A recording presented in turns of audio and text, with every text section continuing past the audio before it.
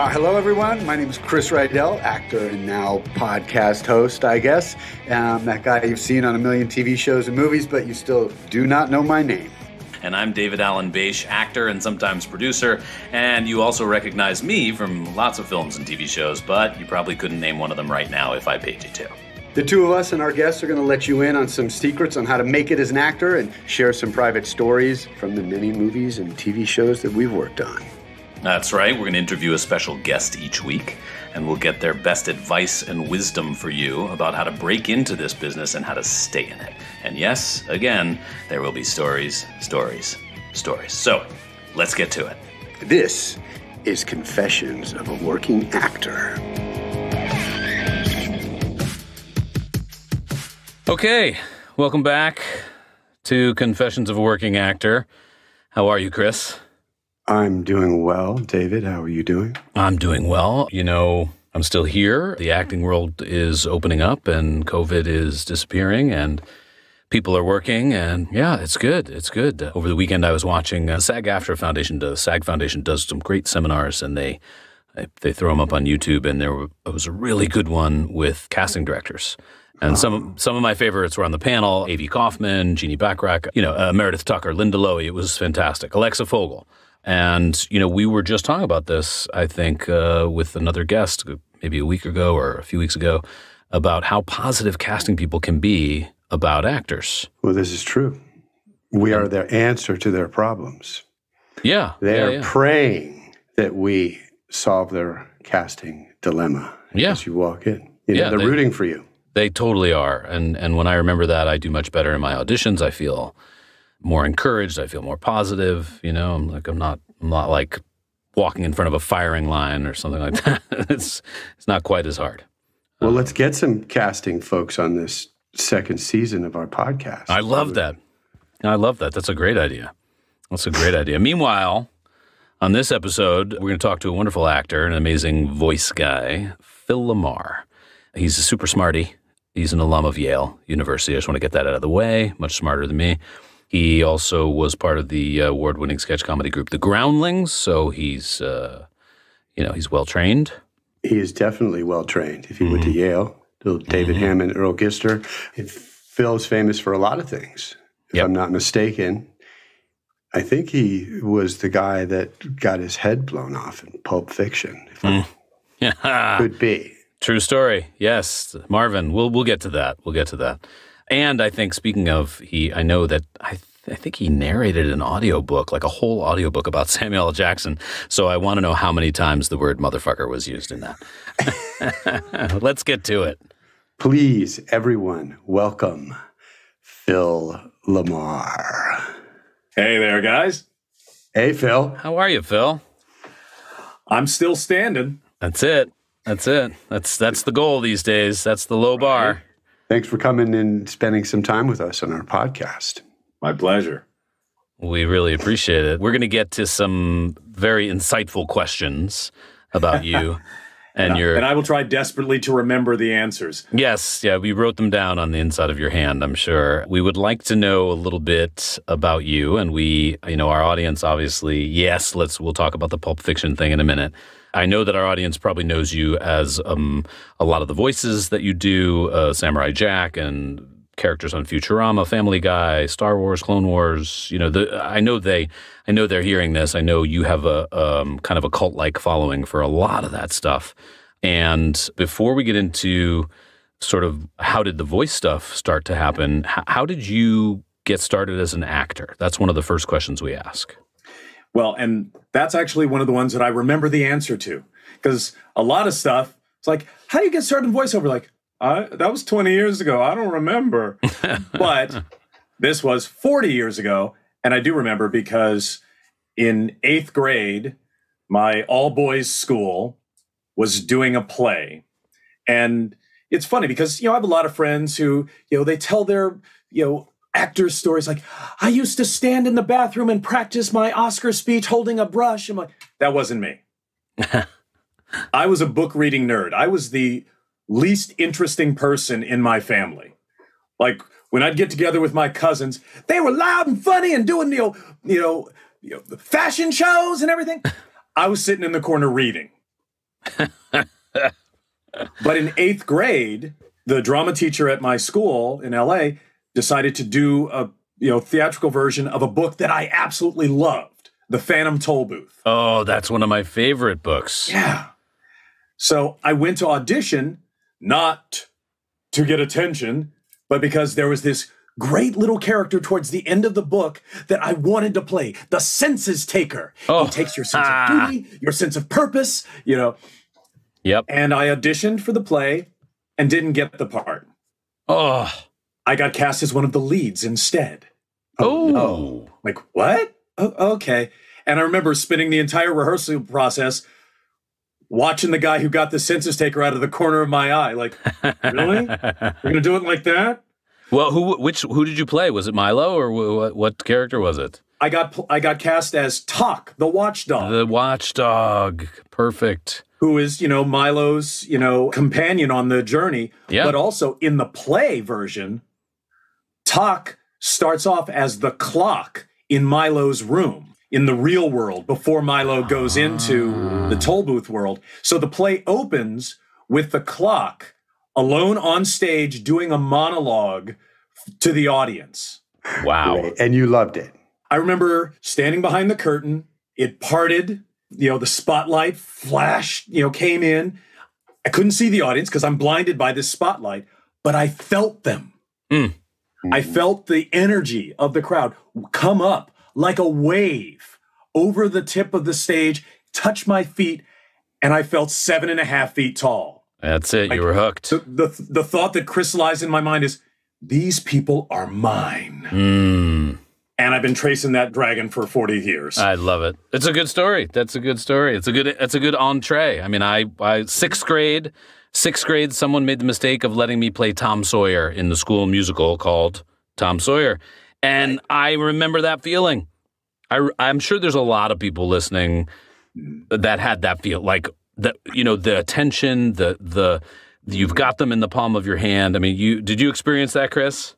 Well, mine was different. Mine was, having grown up in a family of actors and my dad being a director and being forced to be in film as a young boy. Like, I had done things, in Cinderella Liberty, I sat on a boat dock fishing and was in a scene with James Caan, but it didn't mean anything. But in Henry Fonda, on Golden Pond, Henry Fonda turns to me and says, "You think it's funny being old?" Like, I joked with him. And when he turned around and he said, "You think it's funny being old?" I was like, holy shit, it is not fun to be old, and the reality of that, it was unbelievable. Mm. And I was hooked at that moment. Mm. Interesting. I was just, because at first it was like, I don't really want to do this. I don't want to do this. Right. And then it was like, oh my God, I have to do this. Right. Oh, wow. So basically you're like Ken Griffey Jr., who's like, I'm really good at basketball. But then you're like, oh, wait a minute. Right. I've been seeing baseballs my whole life. Mm. And then you realize you actually have that skill. Mm. Yeah. And I knew it. I felt comfortable on a set. It was like home to me. It's always been home to me. I ran around on sets from, with John Wayne running around. You know what I mean? It was like, I was a little kid, it was my life, and it's continued to be like a passion forever, Yeah. Well, it's interesting because, this thing that felt good to us could have been a nightmare to someone else. It's like, I'm up on stage and everyone in the room is staring at me. That energy that hits you from an audience, and I think it's like, a mutant power. If you are the kind of person where that energy comes in and it feels good and it empowers you, as opposed to the person where it just makes you start to get so nervous and sweat and pee yourself, right. It's interesting, you being the guy that was in a fantasy world, like with his books, it kind of that connection of still being able to live in that fantasy world, but having this ultra power at the same time. It's like, you're the quarterback all of a sudden of the football team, Right. Yeah, and we want, as I think as kids, if we did want to be actors, whether we were kind of, pushed towards it or not, once we sort of embraced it, I've heard from so many people, then I wanted to go do the things that I thought actors did, then I know I felt that way. I saw, The Hunt for Red October. I was like, I got to do a submarine movie, I got to do a Western. I got to do a space movie. I got to do was there some genre or something that you had always wanted to do, either that you got to do, Phil, or that you're still hoping for? Well, it's interesting because once I started acting, again, the goal for me was not the attention as much as the production. Like, I did tech crew on just as many plays in high school as I performed. Like, I'm going to run lights on the night of January 16th. And the thing was, that experience of being a part of the production, it felt just as good to be, painting the sets and being a stage manager as it did to do costume changes and be on stage. That's a great point. I did not graduate with a degree from Yale, but I did spend a summer there. I was at the summer cabaret, and we did 7 shows in 8 weeks. You did the summer program. I did a summer program with Earl Gister, David Hammond, and oh wow, and that was in. I'm dating myself, but 80 in 1650, blah blah 1657. Blah. Right. I did the summer cabaret, which was with the actual graduate students, and they held all of the important positions in the theater, and we would be apprentices. So we got to switch. We did 7 shows in 8 weeks. So 1 week I was assistant casting person, assistant director, assistant lighting, assistant production designer. And I just wanted to comment briefly about that and say it's a good point to anyone who's listening, who's starting, who's saying, I just, when am I going to have a bigger role? And, you know what? Sometimes take the smaller part, paint the sets, sweep the floors, and not just like pay your dues, but you get to feel a part of a community. You get to see what other people do. You get to see how actors behave, and you're like, I want to be like that person. I do not want to be like that person. So that's a very good point. Yeah, well, it's interesting that you brought up Yale, because this is something I definitely need to clarify, because as an actor who, has a diploma from Yale, everybody thinks, oh, you're like Angela Bassett, Henry Winkler. Like, no. They were at Yale Drama School. Right. I was their undergrad. And when I was there, the undergraduate, actually, there wasn't an undergraduate drama program. There was a theater studies major that had 2 full-time faculty members. So I could have easily not become an actor, even though I went to Yale. I applied to schools that had reputations, applied to Northwestern, USC, the Carnegie Mellon, like conservatory program, but ended up deciding to go to Yale, got there and realized, oh, wait, this isn't the graduate drama program. This is something else. Crap. And the weird thing was they would not let undergraduates even audit acting classes in the graduate program. So I was like, all right. But the good thing was undergraduate Yale had a great, sort of intramural sort of drama thing. You've got all these residential colleges, and each one of them has a little drama club. So you could basically do 3 to 4 plays a semester. You didn't get any credit for it.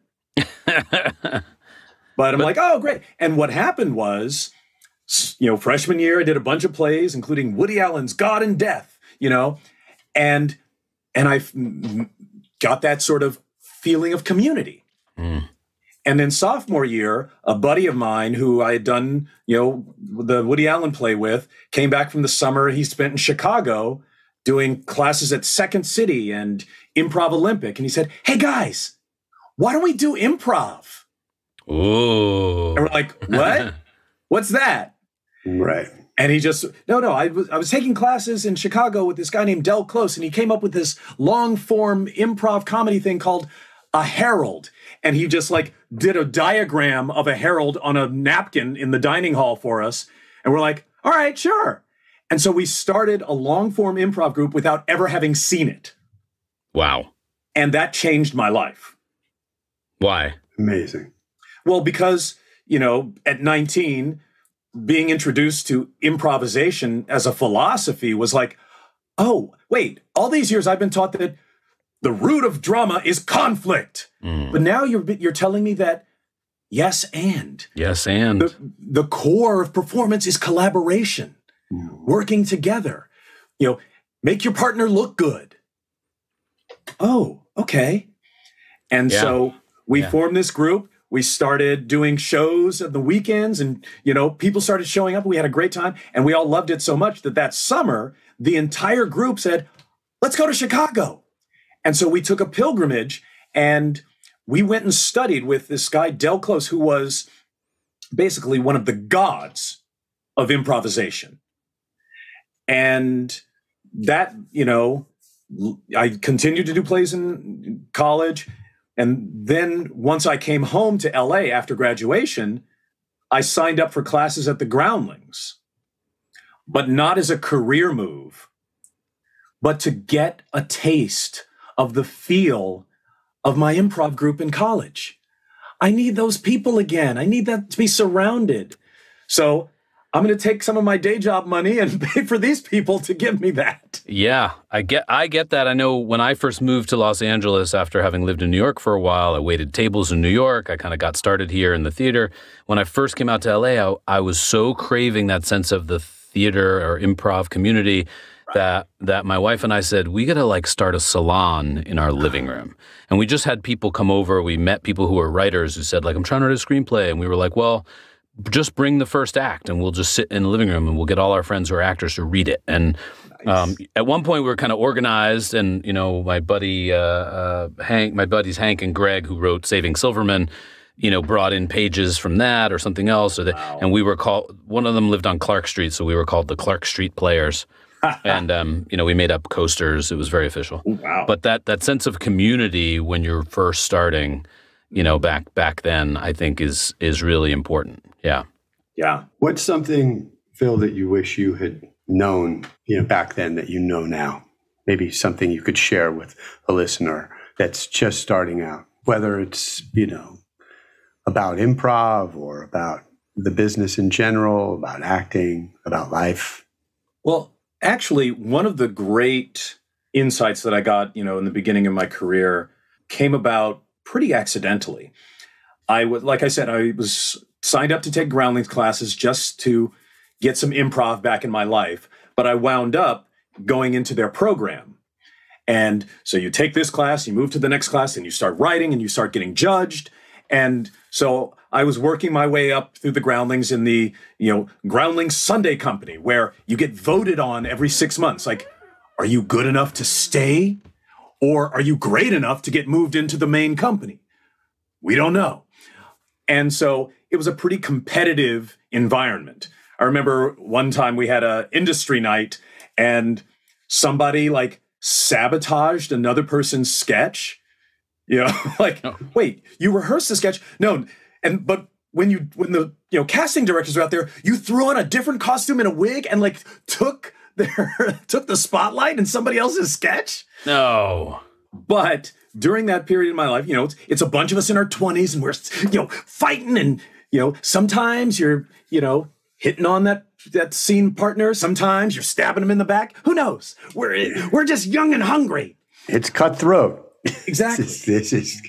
But, being at the Groundlings, I wound up getting work because there was a woman who called. And it's like, yeah, I'm looking for improvisers for a looping job on House Party 2. So do you guys have, some improvisers, people of color? And they're like, looking at the Groundlings wall, nope. Let me go all the way down the list. Oh, wait, we've got this guy down in intermediate. Yeah, here. Call him. That was a damn white wall, I bet. Yeah, back then. Yeah, shit. Yeah. And so I met this woman, Wendy Cutler. She hired me for this looping group, but she was part of an improv group called Off the Wall that had been doing improv at the Improv Comedy Club Monday nights since the late 70s. Robin Williams used to sit in with them. Wow. And I met her through the looping group, and she said, oh, I like you. Hey, why don't you come sit in with our group? So, Sunday night, I was there slashing throats with my fellow Sunday Company members. But then that Monday, I went over and I'm playing with these improvisers, people in their 40s who've been doing this for, a lifetime longer than I have. And they were so nice and at home. And it was amazing because like what I learned from them, nobody said it, but what I saw was like, hey, we've been doing this for 40 years. No one show has ever made us billionaires or killed us. We show up to have fun. Wow, that might be my next tattoo. That's, I mean, that's profound. So, these young people were like, oh, everything's important. And I was like, no, what's important is having a great time on stage. And it balanced, being able to have that experience with them balanced me out. So when I came back to the Groundlings, I'm like, I saw it through a completely different lens. This is not about fighting. This is about enjoying. We're actors. We chose this path so that we wouldn't have to, dig ditches or, be bored for 8 hours a day putting in data. We did it so we could do something that feeds our souls. A good way to think about, all aspects of the business, the audition process, the work on a movie. And no one movie is going to change your life completely. Right. It might get you another movie, but that movie might ruin your life. And then it never really ruins it because you come back. It's no one job is going to make it. Exactly. No one job is going to change who you are as a person. Well, that's great advice. That's really good advice. And you have an amazing body of work. It's you're prolific, and it's lasted decades. And it sounds to me like some of those early experiences with improv gave you that sense of community that you needed, and some of those early lessons to kind of hold on in a career that can be incredibly challenging. Right. Was there a time where you felt like you wanted to give up? Where you felt like, I don't know if this is all it's cracked up to be? Yes. The first year back in LA after college, I remember, on the flight home from the East Coast is when I decided, well, should I do this acting thing? Like, well, yeah, I guess. People say I'm pretty good and I enjoy it. Either I got to do it now or wait till I'm 40 and having a midlife crisis and, either buy a, Porsche convertible or, try to be an actor. So, I came in 88, and then after a year where nothing happened, I was taking these classes at the Groundlings. I maybe had a little thing, but I'd set my goal, like, I want to make a living as an actor. It wasn't happening. And after that first year, I thought, all right, didn't work. But then I stopped and I asked myself, did you do everything in your power to make it work? And I realized, no. There were all these blocks that I'd put up in my head. It's like, no, I'm not going to ask somebody. I don't want to look like, one of those cliche actors who's, hey, everybody, I'm an actor, And I refused to wait tables because I didn't ever want to have to answer that, oh, you're an actor? What restaurant do you work at?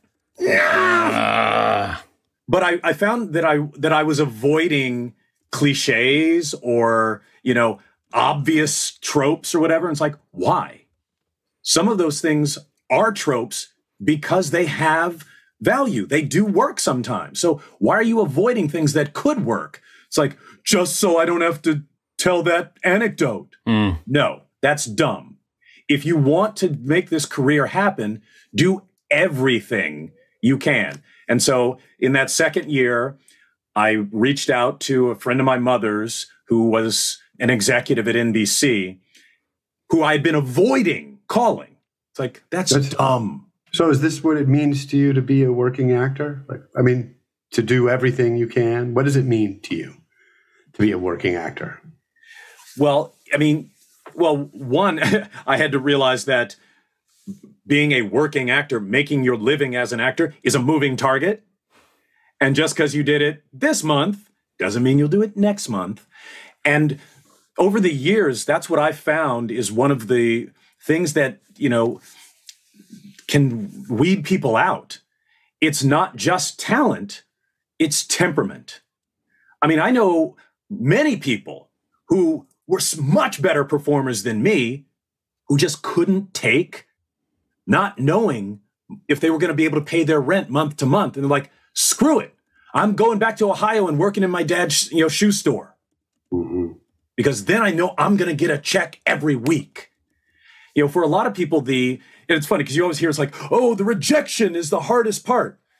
And I think for some people, but to me, what I found over the years is the instability. I mean, and we're all of that age where, when we chose this, people looked at you like, you're crazy. You're going to go try to be an actor, Whereas it's like, no, the rule as an adult is graduate, get a good steady job, and work until you get your pension. And as an actor, that's not the path. No, there's no path. That's the other thing. There's no one good steady job that you're going to have. Well, unless you're a voice on The Simpsons. But but even Dan Castellaneta didn't know that was going to happen. That's right. Well, so that's speaking of sort of big shows or sets you've been on, things like that. One of the other things we love to ask our guests is to share a story about a positive experience with another actor or director, casting person, just a really like positive, inspiring, uplifting story from one of the sets you were on or a job that you did. Oh God, I've been lucky enough to, one, have people who are legends in my mind be standing before me. And that teaches you things. That teaches you that, like, oh, this mythical power that I've, envisioned this person, they're a real person. I've gotten to work with, people that I grew up watching on TV, John Travolta, Carol Burnett, and as intimidating as that can be, it's also empowering because you realize, oh, we're all humans. Mm-hmm. So it's, and they were all lovely. Although John Travolta taught me a really amazing thing about stardom, that it's not an accident. And it's not just, pretty eyes.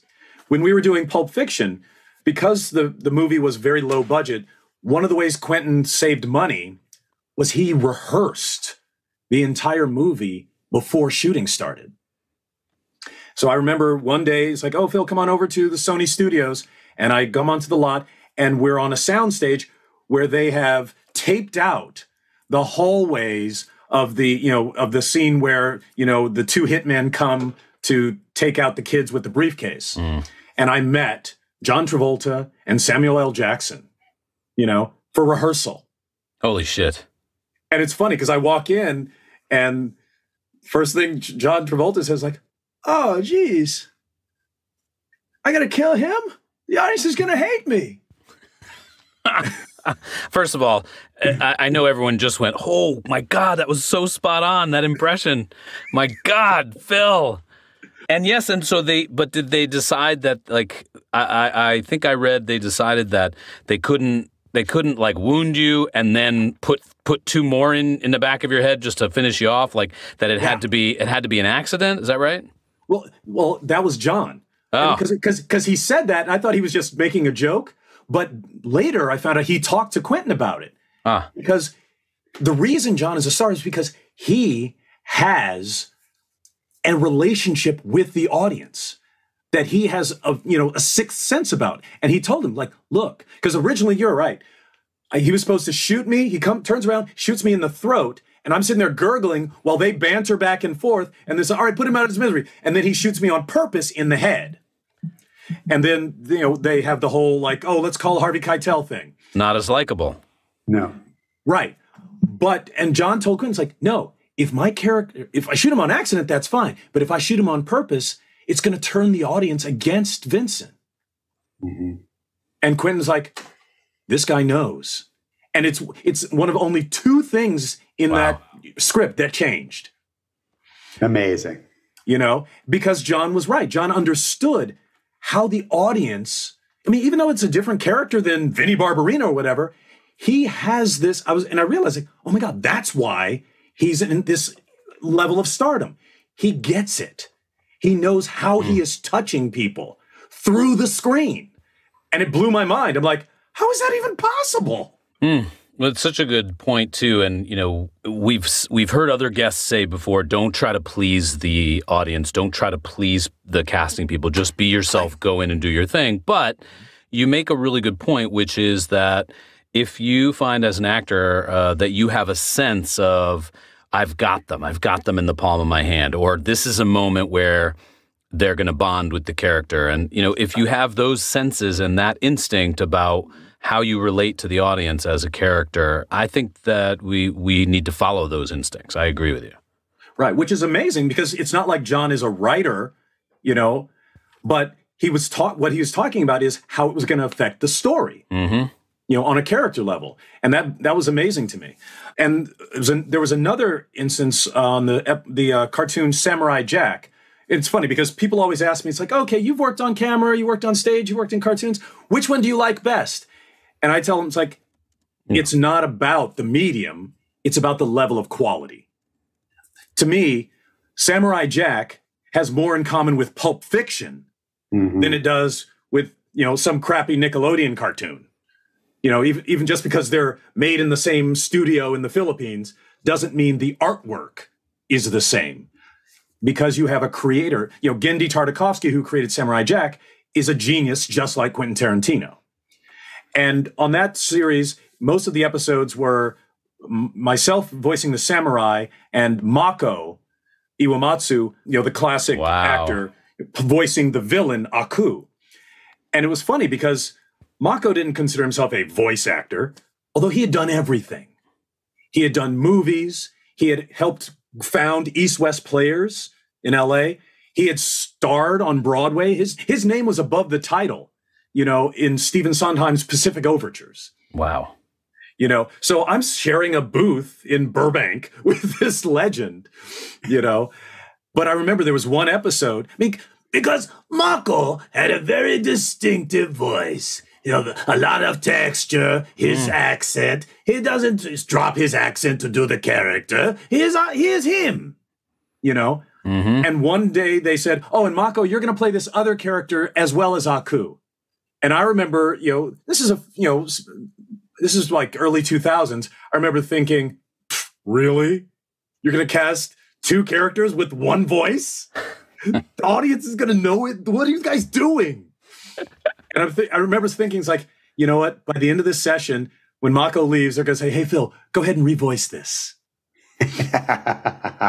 But what Mako did was he didn't transform his voice into something completely different. But being an amazing actor, he played the other character in a completely different way than he was playing Aku. And when you watch that cartoon, you can't tell it's him. I was like, oh, shit. That's when I realized the acting comes before the voice in voice acting. Wow. And I'm like, oh, my God, this guy just taught me my career. Thank you, Phil. You taught me something. Yeah, me too. You know, because, you know, coming from improv and sketch comedy, you know, you approach voice acting like at the Groundlings, we approach characters. Oh, let me put on a different wig. It's like, well, it's not about the wig that makes the character. How do I differentiate? Do under it that makes the character. And that's what, you know, because you're working with Paul Reubens, who also came from the Groundlings. He created Pee-Wee, not sitting there thinking, let me come up with, you know, a classic, iconic character that's going to be the human Mickey Mouse for the next 40 years. He was doing an improv. They were doing a game where it's like, all right, everybody, let's do bad stand-ups. And so he just made a character choice that he thought would work for this one game. They were doing that one night. And it clicked. Speaking of character choices. Wow. Well, we do something here on our podcast. We ask every guest maybe that you could share your Worst audition story ever. I keep thinking that the engineers are going to add in like a bum, bum, bum. Yeah. Worst audition story ever. What do you got, Phil? We've had some doozies, and I think they really help actors who listen to this know that all actors have a shitty audition, that we all have some, and there's no perfect audition. And so when we share them, I think it just helps people to relax a little bit and make fun of ourselves. So go for it. Well, I mean, yeah, this one has to be the one. I remember it was, mid-90s. I was auditioning for an Andrea Martin pilot. And being a fan of sketch comedy, I loved SCTV. I loved Andrea Martin. I'm like, oh my God, this is great. And it was just like, some little co-star under 5 part, a delivery guy who comes to her mansion and says, hey, somebody's got to sign for this. And, this is like, I'm like, oh, delivery guy. Okay. I'm just going to wear my, I basically dressed like Spike Lee in Do the Right Thing. I had my shorts and my high tops, and like, all right, hey, somebody's got to sign for this. And, I'm just in the casting office, and there's the director and, some producers or whatever sitting on the couch. And, there was nothing big at stake, but it got weird. I went through the scene. It's like, hey, somebody's got to sign for this. And I finished the scene, and there's that beat where you can feel that the people sitting in front of you want to turn to each other and go, okay, he doesn't. But since you're 3 feet away, they can't. So they go, how about... They just take that deep breath. But then the director goes, okay, Phil, here, come on. Just try it again, but, angrier. Oh, okay. And I'm like, hey, somebody's got to sign for this. Second time through. No, dude, come on. Really, just give it to her. Like, okay, all right. Because it's not written. Doesn't say he's, incensed. But every time I did it, he kept saying, it got to the point where it's like, you can beep this out later. He's like, all right, come on. She's just a real fucking cunt. Just let her have it. I'm like, what? I'm a co-star talking to the star of the, okay, what? And that's when it clicked to him. He's like, oh, he doesn't actually mean make it angrier. He wants it blacker. Oh. But the only way he could think to coach that was, come on, angrier, madder. And then I just got in my head like, dude, who kicked your ass in high school so much that you equate angry with black? What the hell? And it was like one of those things where you're just like, oh God, okay.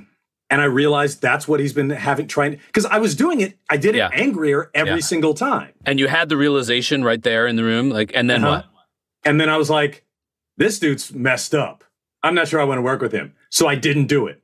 Because I was like, yo, somebody got to sign for this. And they were like, perfect. But no, I didn't do it. God. I just did it. Yep. I did it talking like me, but even angrier. Somebody's got to sign for this. All right, thanks, bye. Thanks, bye. I love that you did that, by the way. I love that you were like, nope, I'm not doing it. Right. But then he followed me out. What? The director followed me downstairs. He's like, hey, man, I know you can do this. Hey, come on, just walk in those shoes the way you'd walk in those shoes. Wow. Like, because I'm wearing my high top sneakers. Wow. And it's like, oh, dude, I'm gonna punch you. Getting worse and worse and worse. It's like, what is wrong with you? And so uncomfortable. Right? And it's funny because nowadays, now that we, have the term microaggression, and I could file an HR complaint. But back in the 90s, well, he didn't say the N-word, so this guy's there's just something messed up in his head. Yeah. And racism is I know we'll hear from other guests that racism is something they've dealt with. There's sexism. We're going to hear about gender issues.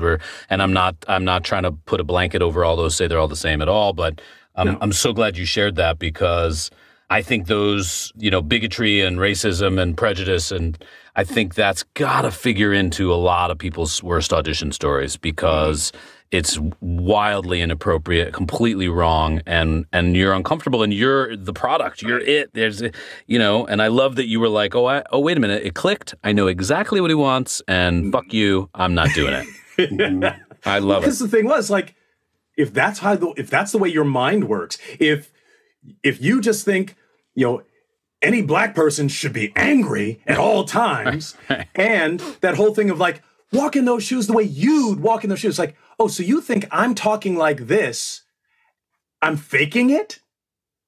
It's like, no, man, use your real black voice. Unbelievable. And I'm like, oh, God. So, I mean, I'm not saying that person is a racist. I'm just saying that he has weird racial stuff in his head. Yeah, that's okay. I'm saying he's racist. So that's okay. You don't have to. That's okay. We could say that. All right, we're going to start to wrap up here. We usually end on a segment that we call the best piece of advice. And you've given us some really interesting things to think about already, in terms of things you wish you had known, and how things happened for you, and what you kept in mind as you were persevering. But if you had to really crystallize it, one piece of advice. See, that's a really interesting question, because I remember coming up, in Hollywood, I remember one of the things I would tell, friends who came along is like, hey, if anybody steps up to you and says, this is how you should do it, they're either trying to sell you something or they're high, because there is no one path for you that anybody else knows. So I tended to avoid somebody giving, this is advice. Here's my, personal book on success. Like, yeah, whatever.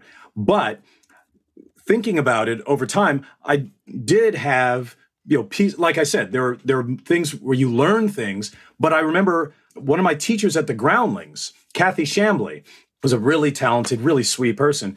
She was teaching our class. And I remember one time in class, she said, guys, the energy you put towards judging somebody else on stage is better used just putting it back into your own work to make your stuff better. Don't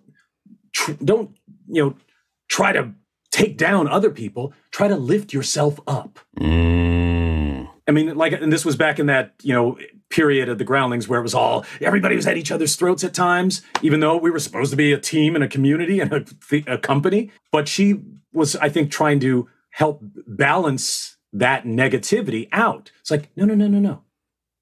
Work on you, and that way you'll be together. And it really clicked for me. It's like, oh, right. Because I remember I had friends in that class like, man, so-and-so sucks. Why did they even let her in this class? Like, dude, doesn't matter. We're not voting on the class. We're just here to work. And that's what Kathy taught me. Is like, no, focus on the work, not on judgment. Focus on the work, not on judgment. Wise words from Phil Lamarr. And I think those apply even more so in the internet age. Amen. Where judgment's like, comment, is, what people spend so much more time doing that than on, working on themselves and their art. I feel like that whole YouTube thing or the now TikTok thing, whereas before, you do your Malcolm Gladwell 10,000 hours. We all spent years failing before we became professionals. Well, except for Chris. He was with Henry Fonda when he was 4. But for most of us, you sucked for a while, but you got better every time you sucked. Because the way to grow is to attempt. Sometimes you succeed, sometimes you fail, but you keep trying. But nowadays, everything you do is up there forever. Oh yeah, this is my first YouTube post. Now I've got 20,000 followers. So I'm not going to try to get better. I'm just going to try to keep giving them what they clicked for. It's like, no, shoot higher. Yep. But this world we live in now where, attention is a currency unto itself seems to me to be pushing against artistry. I completely agree with you. I mean, think about it, if Da Vinci is like, oh, we love the Mona Lisa. Keep painting ladies alone. Can you make the smile a little bigger for us? We just... Yeah. No, that would be changing. People love the smirk. Dude, don't do a smile. Don't show teeth. You're the not teeth dude. I love it. At least he didn't. At least he never had to hear we're going in a different direction. Can you imagine? Sorry, we're calling Michelangelo. David Angelo. Yeah, I love it. All right, let me ask this last question. This is the last thing I want to say before we wrap up. I have worked with you, Phil, and I have worked with John DiMaggio, and I just want to tell you that you are much cooler. You are much more talented. And when John comes on the podcast, I will tell him the same thing. You better, because he's bigger than me. John could kick your ass. I know. Shit. He hasn't even agreed to come on yet. We're I got to talk to him. We'll get him. Oh, yeah. Phil, thank you so much for joining us today.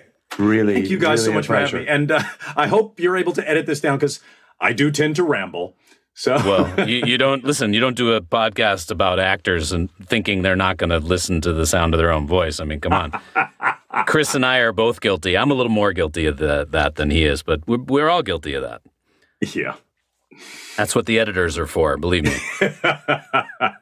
Did you hear that, Steve? You guys hear that, Ryan? Chelsea? All right, we'll be okay. Thanks, Phil. We so appreciate it. And I want to say too, it was great to talk to you about some of the other work you've done. I know that people sometimes tend to focus on your voice. I think you're a spectacular voice actor, yes, but I just think you're a spectacular actor. And I think that's what comes first. And I know you've done Broadway, obviously movies with big stars, and the voice stuff is spectacular, and I hope that there's just hundreds and hundreds of more jobs coming for you. I know there are. But meanwhile, thank you for inspiring people just about what it means to be an actor and a working actor and what it takes.